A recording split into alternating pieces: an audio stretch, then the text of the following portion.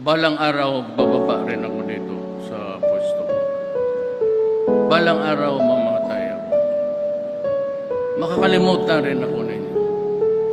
But let me leave you a message that is very important and it would spell the difference between progress and development and maybe a failed country in the end. Ikaw yung tao na hinusgahan at kinatakutan dahil sa iyong katauhang walang iniilagan, kinilala kang palamura at bastos ng karamihan. Tunay na kakaiba sa mga pangulong nagdaang tandang-tanda ko pa nung panahong ika'y kumandidato. Di ka man yung nangunguna sa debate, di natalo, prang ka man magsalita't may ugaling tarantado. Yun ang naging dahilan kung ba't minahal ng mga tao. Sa iyong pagkapanalo, aking nasaksihan pagbabagong inasam, unti-unting nakakamtan. Maraming adik ang dahil sa'yo ay nagbagong buhay. Iskinitang dating madilim ay nagkaroon ng kulay. Binangga mo ang pader ng mayayamang oligarko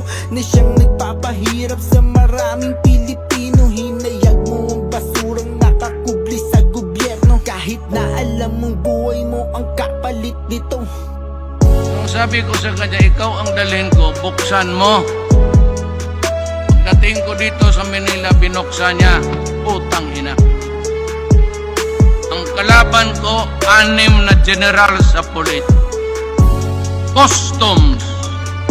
Lahat ng mga gangster nandoon. Sabi ko, ang kalaban ko, bayan ko mismo. Kalaban ko, bayan ko mismo.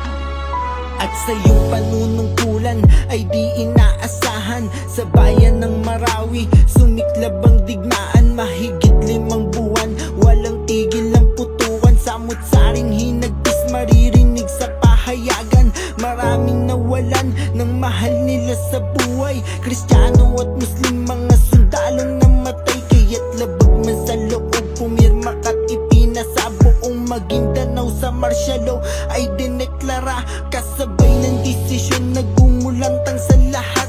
Bukod tangi kang pangulong sa digmaan lumapag.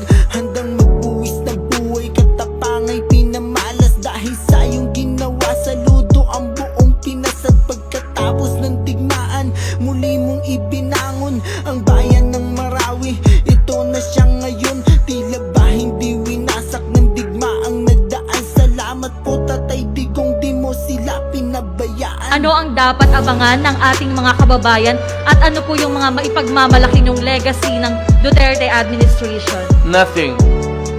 All I want the people is to just look around. Ito, ganito. Hindi ko ipagyabang. Una-una, hindi ko ito pera. That's not my money. All I would just say is that we built and that's all. I will not crow about it in public. Ngunit para bang pagsubok, sa'yo'y naglalaro. Isang kakaibang sakit ang lumaganap sa mundo. Sakit na kumitil sa libu-libong mga tao. Kaya't lockdown sa Pinas, pinatupad na ng gobyerno. Maraming Pilipino di na nakapagtrabaho. Di alam kung saan kukuha ng pagkain isusubo. Ngunit di ka nagpatalo, gumawa ng paraan. Ipinasa mo ang ayudan sa sikmuray lumaman. Alam namin hirap ka na, mahal naming Pangulo. Sa 2 taong pandemic, kailanman di ka sumuko. Marami pong salamat sa iyong mga nagawa. Dahil sa iyo ang Pilipinas nasilayan ng pag-asa.